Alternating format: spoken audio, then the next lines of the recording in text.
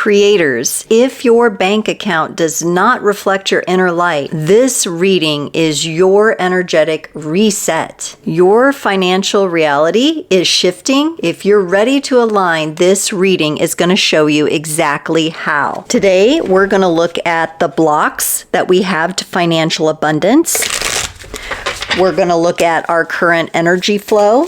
We're going to look at how to magnetize the abundance that we desire. And we're going to talk a little bit about gratitude. So let's pull some cards here. For our blocks, we got the Queen of Pentacles. Ooh, might have some issues receiving here. Might be a block to receiving. Our current energy flow is the Seven of Pentacles. How to magnetize and manifest that magnet of manifestation, the money magnet. The Six of Pentacles. The universe has given it to us, y'all. And what about gratitude? Please, some tips for our creators on how to embrace gratitude. We got the Five of Cups. Oh, a little bit of sorrow, a little bit of regret maybe in there. Well, we're going to get into this reading. We're going to get some clarifiers here. First off, I want to kind of roll through these cards that the universe has given us. All pentacles except for the last card. We're already talking money, finances, abundance, and practical world. Now, if we're having a block to the Queen of Pentacles energy, this is a block to receiving. There may be something that we have missed here. This isn't just about money. This is about aligning ourselves in the correct receptive energy so that we can become the magnet for the life we know that we deserve. And so we're going to dissolve these blocks here. We're listening to the Queen and she says, we need you to be in an energy of receiving. Open up that portal. So something is blocking you. We're going to get clarifiers, but just consider to begin with, there's an issue with receiving all that you deserve. Then we have current energy flow, the Seven of Pentacles. This is not a bad sign here. I really like the Seven of Pentacles. It's about seeds being planted. You're nurturing something more long-term. This could represent investments, like you're investing in yourself or investing your money and finances in a certain way. However, these seeds still have to grow. They have to come to fruition, and that has to happen before they are harvested. See how her basket is currently empty? The finances, the abundance you desire is not quite flowing in because we have that receptivity block. How to magnetize? This is the Six of Pentacles. Now, you might say, oh, that seems like a step back from the Seven of Pentacles, but when we're talking about how to magnetize, I don't think so. Maybe there's something we've missed. Maybe there's something that we need to release here so that the money flows in and out to our desired capacity here. The Six of Pentacles is a success card. It is about celebration. You can see here that somebody is balancing their finances or weighing out their options, perhaps balancing the books. This card would suggest how to magnetize would be to put your attention on your money matters with more focus, with discipline. Now, that doesn't mean we're going to drive ourselves crazy and get our mind into a funk because we don't like what we're looking at. That's about looking at what's real, what we have before us, and then where we want to be from there. Now, I think this is very interesting that we got the Five of Cups when it comes to gratitude. There's a bit of sadness here. There's a bit of maybe a depressed energy coming in that might also be blocking our gratitude. For some of you, this could be some sort of survivor guilt kind of energy or feeling bad about thriving when others are suffering. That could be hidden in your subconscious as well.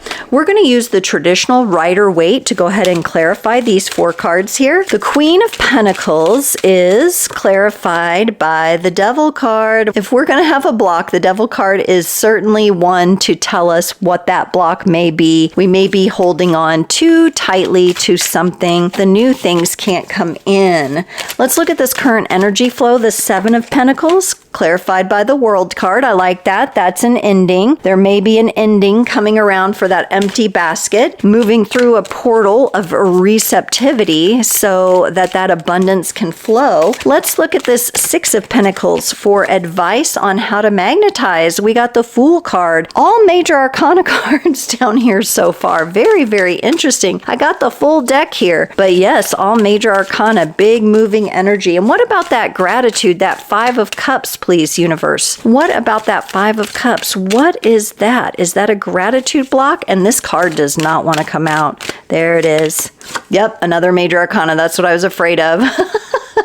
I was both afraid and excited for another major arcana, the Hierophant coming up. You have channels and gifts and abilities that are coming through spiritually. So it doesn't have to be spiritual for you. It can be more practical, but there's something about your spiritual awareness and evolution that's factoring into this. All right, the Queen of Pentacles clarified by the Devil card. Oh goodness, everyone, this is a little bit of a tricky energy. There is some sort of control that you're holding on to. Now, this could be having to do with a scarcity mindset, how you work. You're really pushing to work smarter and not harder, but you're having a hard time with that. We look at the two individuals in the Devil card. They are chained to the post that the devil is perched upon. However, the chains around their neck are loose enough that they could be easily removed. So this is something that I feel you creators may be tethered to, but it isn't locked in. It can be released. Some sort of control, some sort of perhaps a scarcity mindset. Some of you may have a hard time receiving gifts and abundance coming in from others, or even perhaps the universe. Maybe you don't feel deserving enough. Maybe you don't feel like you've done enough. But I'm here to say, come to a place within inside yourself that you understand your own value. And that is what the Queen would like us to know. She would like us to know that we're worthy to receive. We've got a peacock here, which is a beautiful symbol. It opens up a lot of compassion for us on our journey as we face up against the trials of the material world in which we live. And she's here offering a gentleness and a softness. I am getting the feminine energy is coming through to help support and ease the challenge and the control of the energy that the Devil card is. What's lying underneath the surface? We have to soften. One of the reasons we are so blocked is because we have to soften. We're too rigid for some of us, too much into masculine energies, especially if you're a woman. Learning to lead a soft life, learning to receive and draw in money that you need and desire and those resources to you instead of fighting the fight to go out and get it. And that is very different because we have a lot of beliefs around work ethic and you have to work hard and you have to do that. And while there is some value and virtue in hard work and efforts, you can also build a life that works for you so that you can spend more time loving on your family, loving on yourself, taking care of yourself, and being able to enjoy the resources that come to you. And that's what we're going for here. But the Devil lets us know this is hard work and we're trying to control something. We need to let go of that thing that we're trying to control. Are we trying to control the pace of something? This is where it gets tricky because we live in a world where we want everything right away. Snap, snap, snap. Give it to me now. Get rich quick. What do you hear when you go out on social media? I,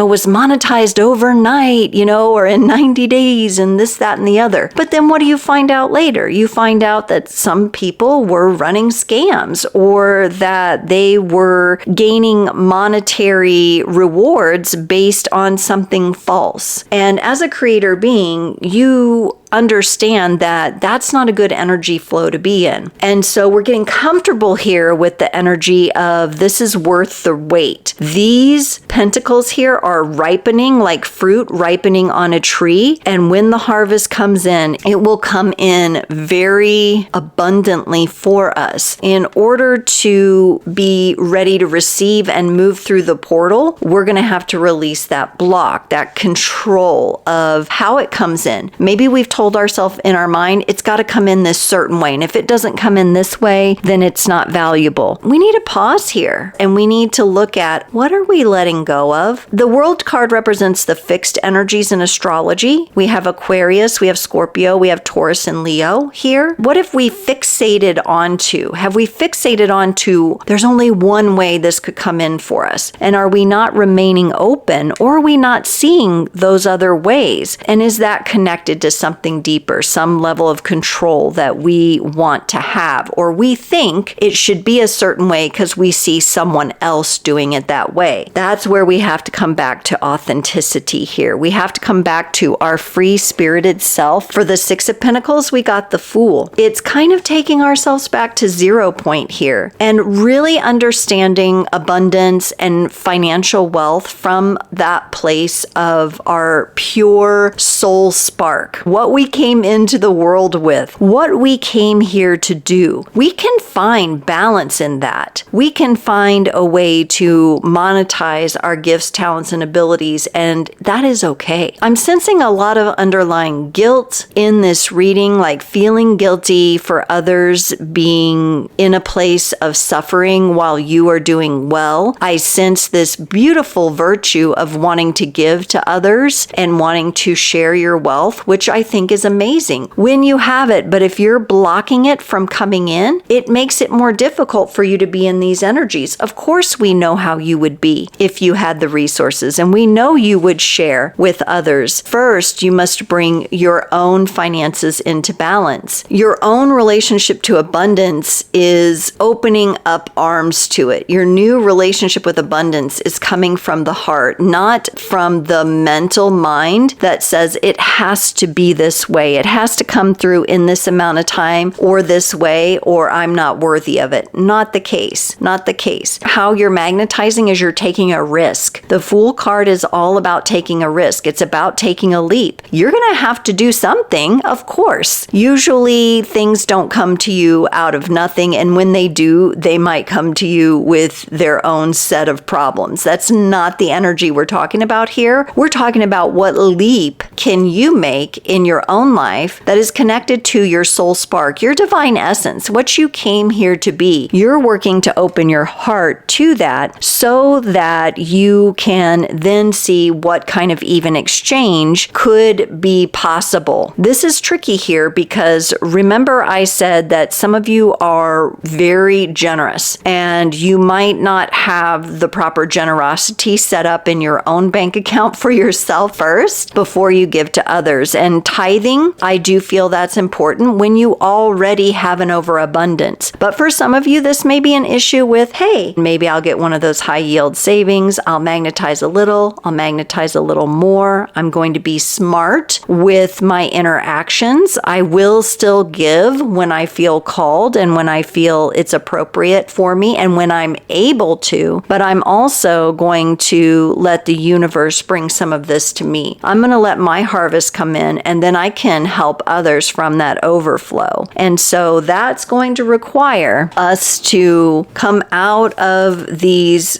grieving energies here that we have with the Five of Cups. We're going to have to process some emotions here. I think for many of you, what I'm really feeling when it comes to gratitude is that you're grateful that you can pave a new way in this world. You're grateful that you can embrace your own inner authority, your own gifts, talents, and abilities here with the Hierophant. This is Taurus energy. It's how you bring in stability into the world through spiritual energy. And some of you may feel a bit disconnected from that. You may feel a bit lost. You may feel a bit sad that you don't feel embodied or empowered in that energy. And that may be affecting your overall situation here. So gratitude, very interestingly in this reading, is going to come when you release these certain emotions, depression, sadness, regret, and really work to focus on the inherent power that you have within, not from tradition or structure. This Hierophant is coming up right next to the Fool. The Hierophant and the World card are more fixed energies, but this Fool is opening everything up from the heart. So at the same time that we're opening from the heart, we're also healing some of the old structures and ways of being. And we're not going to enter into situations where we receive abundance from those old ways. There's something new unfolding here. We're stepping out in a new, more powerful way. And in order to do that, we're releasing some long-standing blocks. This is a big energy of everything running beneath the surface for you is large. You are seeing on the surface the possibilities, but you're also feeling a little bit sad about that. You want to have gratitude, but you also want to see others not suffer as well. You want the abundance to be available to not just a few, but to many. Because the world at this current point is showing you the effects of something else, that's very sad for you. You have to make the decision to come back to that place of power. So if you've ever felt guilty or anxious spending, you're coming back into a place of power and you're saying, I am making good choices. I am looking at this situation from more than one perspective. This feels like a reading for you that is connected to the entire shift in the collective. And you may be on the crest of this. As I say in Creators on the Crest, you are at the crest of the wave. You're having insights to things, but the world has to kind of catch up. That makes it hard to find those sweet spots in the present moment. Hard, but not impossible. Finding those sweet spots where you can receive. Let's get a message from our animal spirit guides here. The animals can